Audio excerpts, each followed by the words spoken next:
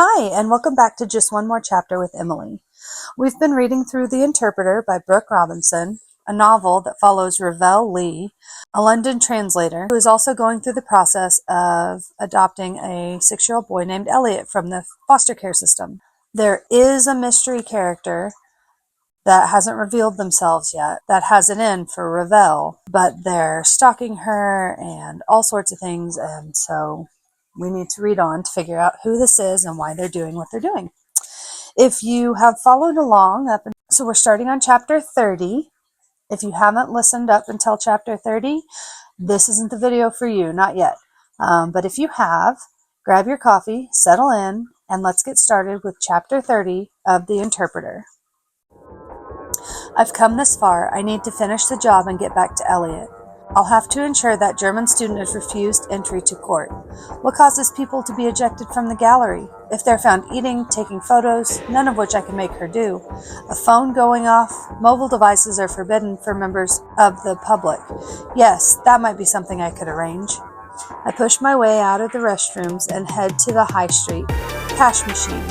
I need to get some money out. There, I spot a black cash point on the other side of the road and dart across between two cars. Notes in hand, now I need a phone shop. I start to jog toward Holborn.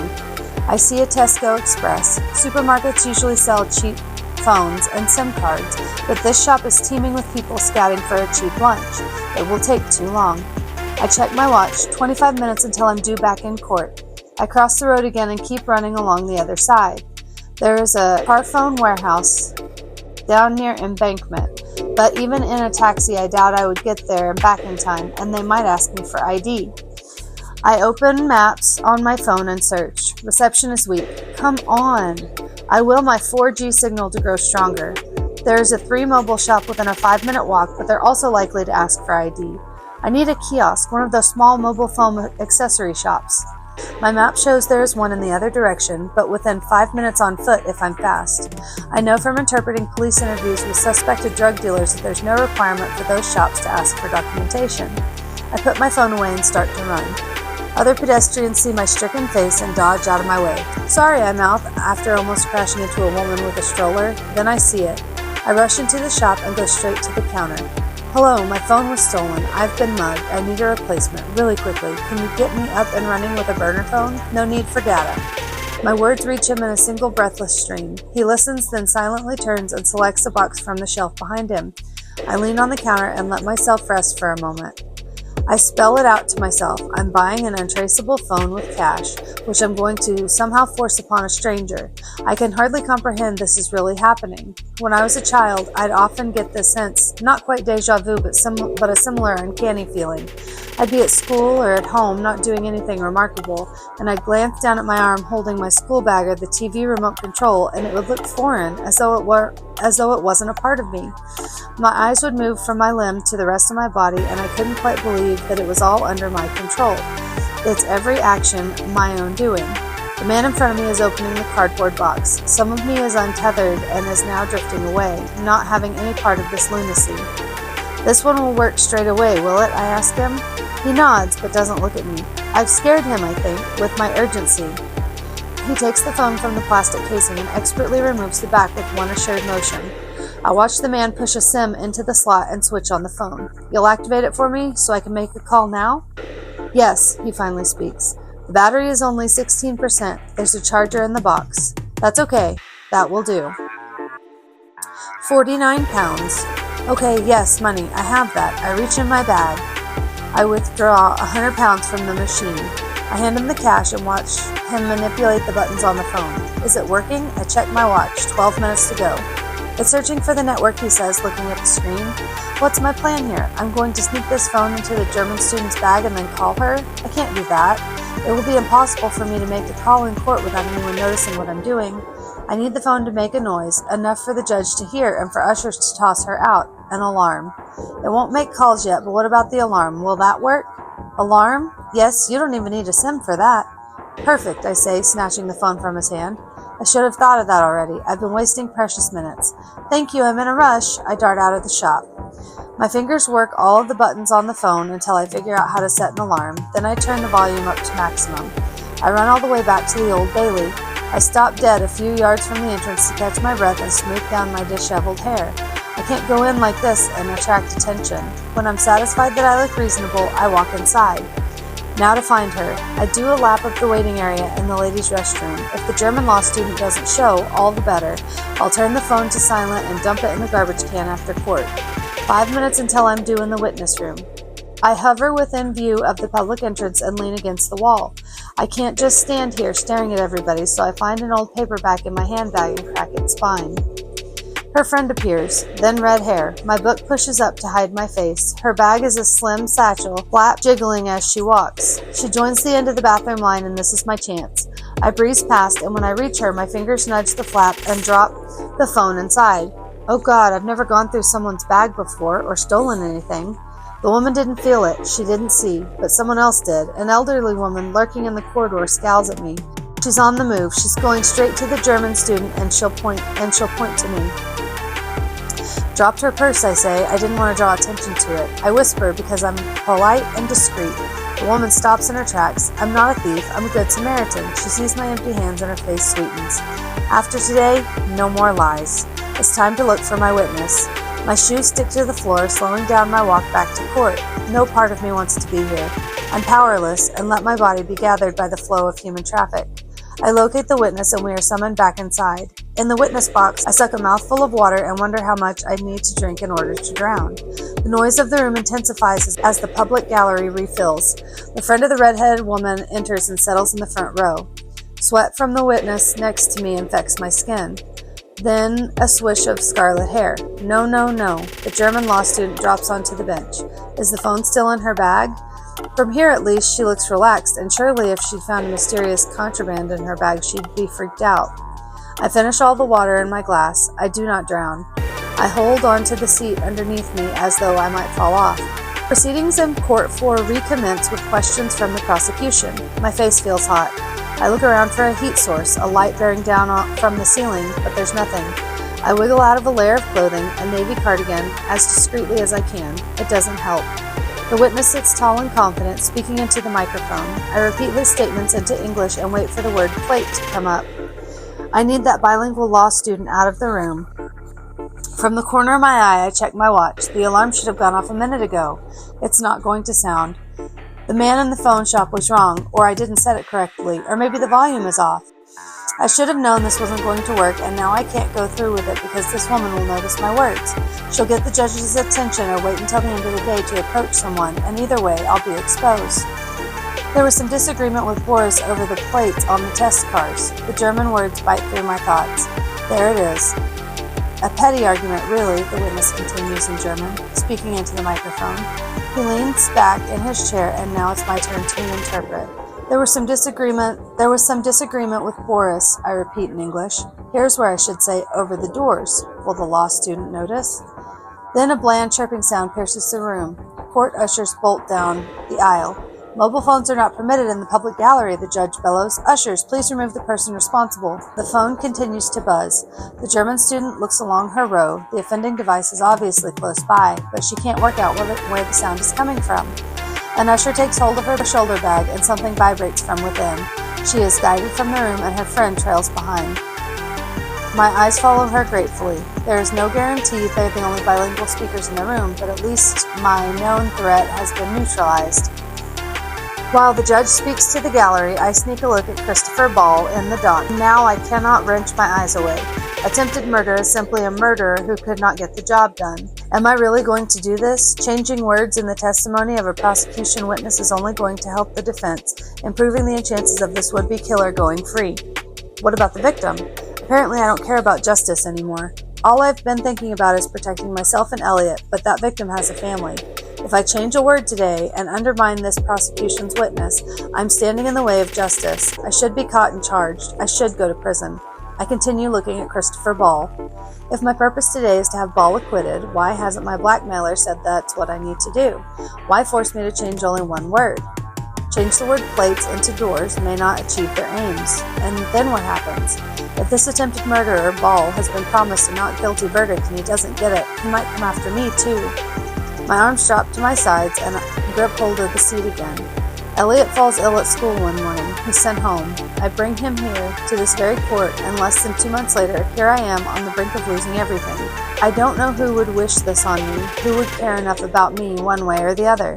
People seated in the public gallery fidget after the disturbance of the cell phone. Quiet, please, the judge says. Whoever is blackmailing me has access to court information. They know which interpreters are assigned to which trial. Someone with that knowledge would surely have an understanding of the court proceedings. They must know that me blindly changing plates into doors isn't going to achieve anything except to see me caught. The German word for license plate even sounds like the English number. The English speakers in the room will likely realize what I've done, let alone anyone bilingual. No interpreter could get away with this. If it's a court official or a police officer or even a sophisticated criminal behind this, they'd understand that the best strategy would be for me to change the questions coming from the prosecution, the words whispered into the witness's ear. None of this makes sense. It's as if they don't want me to do a good job of misinterpreting. A dark speck floats in front of me. My eyes trace it as it glides through the air and settles on my knee. I don't think my blackmailer is trying to have Paul acquitted, and they never cared about the French defendant at Wood Green. I touch my fingers to my knee to catch the speck. There's nothing there. Now it all seems so obvious. I've been searching for a connection that doesn't exist. The point was never to help free Christopher Ball or interfere with the hearing at Wood Green. They're incidental. Misinterpret in open court, an audio recording for everyone to hear.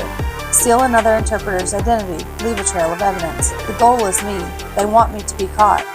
Now there are hundreds of black specks in the air, twinkling like midnight stars, and I have to fight to stay conscious.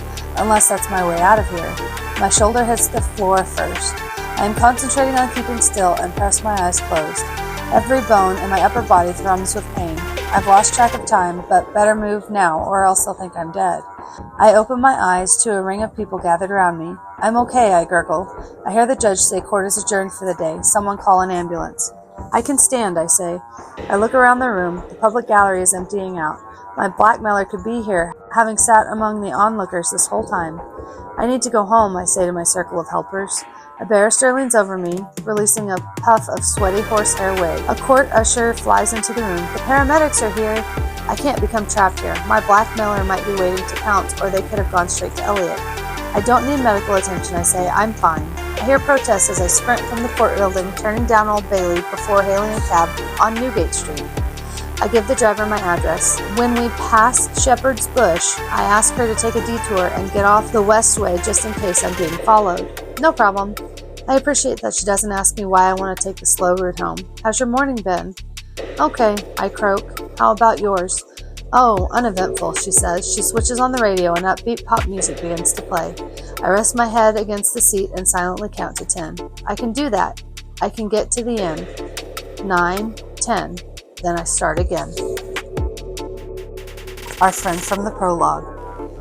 I wonder when the safety feature became mandatory, the one which stipulates doors must automatically lock when a black cab is in motion. What happened for authorities to decide that passengers need to be locked inside the car for their own safety, to prevent them from leaping to their deaths when the vehicle sped up or turned a corner? Could a car ride truly be so bad that one is driven to suicide? Click, click. There the lock goes again. I like having you trapped in here with me, but this isn't about me, I remind myself. It doesn't matter how I feel at the end of this. The important thing, the only thing, is that you feel as though the surface of the world is breaking apart and then feel nothing at all. It takes 3 to 4 years worth of study to pass the knowledge exam and become a black cab driver in London. If you offer to match a driver's annual salary in cash and call it a reward for passing the test, your own Tesla given as collateral, they will lend you their car for a couple of hours. I am usually a conscientious driver, but my eyes are on you in the rearview mirror rather than the road, and I have come close to hitting a street sign twice. You didn't notice. Do you mind the radio? I ask in my best Cockney accent. Go ahead. Aren't you delightful? It's not the radio I switch on, but my special playlist. The first song starts, INXS. My mom loved this band, you say softly, and I am not sure I was supposed to hear. I increase the volume. You lean back against the leather seat and close your eyes to the music. I'll wake you when we get there. Chapter 31. I open my eyes and look through the car window. We are still 15 minutes from home. I shouldn't have asked the driver to go the long way. I need to get back to Elliot now. The taxi passes a cluster of shops, a bank, a brightly lit convenience store. A woman sits on the ground out front of a busy pharmacy, red sleeping bag and a shopping trolley spilling over with possessions, the bottom half of a suitcase without a lid. Adam. On my phone, I look for updates on his case. There, a news article released an hour ago. Adam is free, all charges dropped. I let my forehead knock against the glass, and my neck muscles release. He is out, but released to where? I turn and look through the cab drawer window, the woman by the pharmacy now a blur of red and silver, retreating from view. Adam has his life back, that's the main thing, but I need to do more for him, somehow. I speed read an article in The Independent, which says police don't know who killed Sandra. There is no mention of the heiress. I can't think about that now. Adam is free, and I need to focus on keeping Elliot safe from whoever is blackmailing me. My phone shows no new messages. They could be at our flat already. I close my eyes against the image of what they might do when they get there. I need to work out who they are. Elliot's birth mother? Someone connected to Elliot's birth family? A person who wants my misinterpreting exposed because I've changed a word of theirs or of someone they care about? They do all this instead of going to the police. Why? Because they are the police or they have a criminal background. I've been a police and a court interpreter for a long time, and they think that they won't be believed. They know I made an error somewhere, but they can't prove that it was deliberate. That's the missing piece. The person was never interested in extorting me or getting me to influence the outcome of a trial. They want justice. They want to see me punished. I changed an alibi statement that could have seen Adam convicted and in prison for life, and he is innocent. Did my actions help to convict someone else innocent too? The lad in the sexual assault case is guilty. There are now 5 women who have come forward. He is clearly from a privileged family. During the trial, he had the finest counsel money can buy. If he had suspected me, he would have sued me, used me as the grounds for appeal, not gone about things this way. His case and Adam's are the only times I've misinterpreted, twice in 8 years, 2 deliberate, calculated mistakes. Suddenly, the taxi careens around the corner and I cover my ears to the blast of horns coming from both sides of the car. Sorry about that, the driver says. Utter maniac in the BMW in front. Did you see that? No, I didn't see. I'm the best interpreter they have. How many times have I heard that from Exia and from the courts? I never cancel on a booking. When they need the best, they call me. A perfect, unimpeachable translation depends on Ravel Lee. They trust me, only because they're not aware of what happened. My eyes follow the road outside the car window. We're still about 5 minutes from the flat. I think of the medical appointment I interpreted a few years ago, a Portuguese patient diagnosed with an autoimmune disease. As I repeated the consultant's words, it struck me that the experience of this illness is similar to what it's like to have made a catastrophic error. After an autoimmune attack, you assess what's happened, you learn what triggered it, you know what to avoid, what to never do again. You move past it, and some days you will even forget that it was ever a part of you, but every so often it will remind you of its presence. You have learned to live with it, but it remains dormant inside, threatening to return. In some patients, the doctor explained, in certain types of disease, it's this fear, the anxiety of it coming back, that is the worst part of the illness, and the possibility even causes it to reoccur. Because what happened once can happen again. What was the name of that patient's illness? I can't recall. How can I not remember it? I sit up straight and run my hand over my scalp. I can't summon the English or the Portuguese word. But how did I interpret it for the patient that day? Think, I tell myself, but it's blank, my memory completely dry. Did I know the correct term during the appointment? My breath comes solid, too dense to move through my chest. I press 3 fingers to the place where it stuck. I can't recall the word now, but did I ever know it?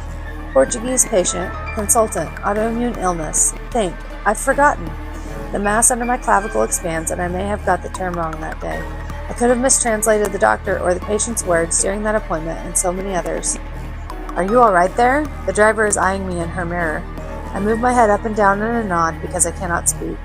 How many errors have I made? I don't know. I can't count them. Count to 10 instead. 9. What comes next? I don't know. I can't think. I speak 11 languages, but I don't know the word for anything. My phone makes a noise which bores into me. My fingers like butter. The device slides and falls to the car floor. I reach for it and see the sound of fresh notification from Facebook. It's from Doreen.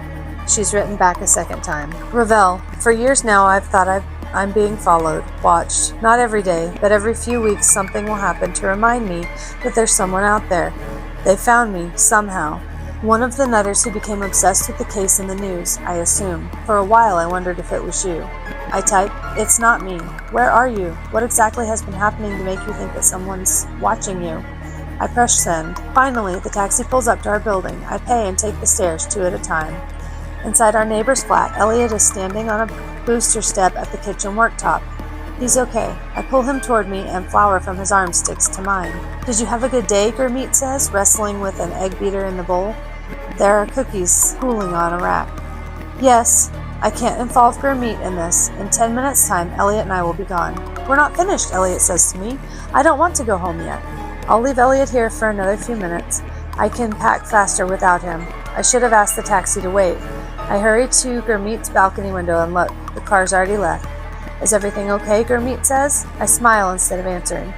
5 more minutes, I tell Elliot. "If that's okay with you, Gurmeet." "Sure, and you'll have to take some of those cookies home with you." We don't have a home, and I don't know where we're going. I put the key to my door. Here goes. It pushes open to reveal an empty flat. Everything appears as I left it this morning. No one has broken in. I find my bag from the other day and begin stuffing clothes and essentials inside. I place 3 balls of Elliot's socks in the corner and see there's a soap dish of all things. I picked that up a moment ago and put it in the bag. I pull it out and fling it to the floor. I can't be trusted to do this task properly. I can't think clearly. "Stop," I tell myself. "Come up with a list of what we need. We're not coming back, so I have to get this right." Then there's a quiet knock at the door. Gurmeet has brought Elliot back, but I'm not finished packing yet. I rush through the living room and open the door to a woman who is not our neighbor. "You left this in my car." It's my black cab driver. "People do it all the time. I collect about 3 phones a week," she laughs. "I should open a stall." She's holding a mobile in her hand. I turn to see if my phone is in its usual place on the coffee table. No, it's in the bag in my hand. I'm sure I just saw it. "I don't think that's mine," I tell her.